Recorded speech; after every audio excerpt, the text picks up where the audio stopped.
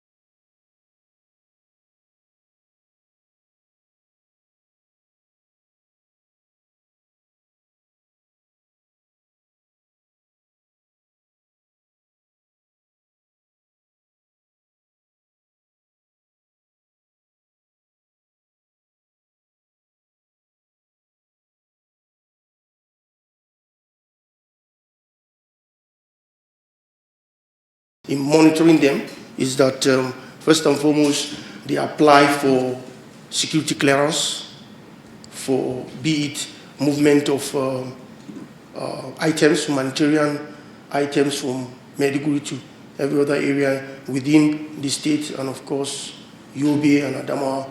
So for instance, because of the fact that the NGOs in their modus operandi, they relate more or they depend on the military to ensure security within where they are to operate.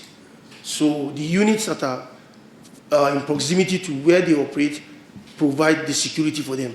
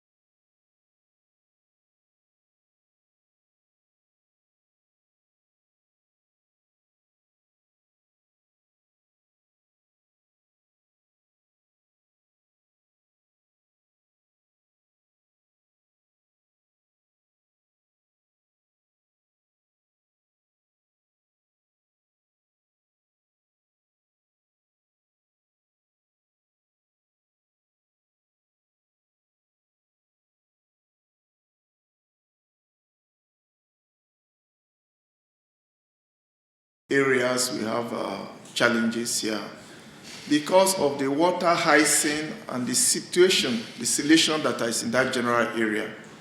So in that area, we look at efforts trying to get the National Inland Waterways, right, to come to dredge parts of the Lake Chad that I now have a lot of water hyacinth in their place that prevent easy navigation of that terrain. For the issue of the news about 10 people died in military detention, how many military detentions can occupy 10,000?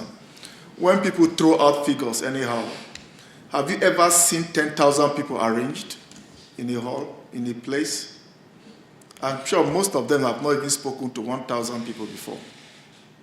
When you say 10,000 people die in detention, that's not true, just as has been said earlier on. The same figure they sent about the 10,000 abortions that here in the Northeast, which the National Human Rights Commission have absolved the military from that.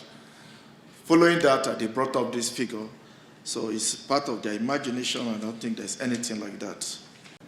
The armed forces do not rehabilitate ex-combatants. We provide the enabling environment. If you go to the camp, there are over 29 governmental agencies in that camp, from the Nigerian prisons to immigration to Red Cross to there's civil defense. There are so many agencies there.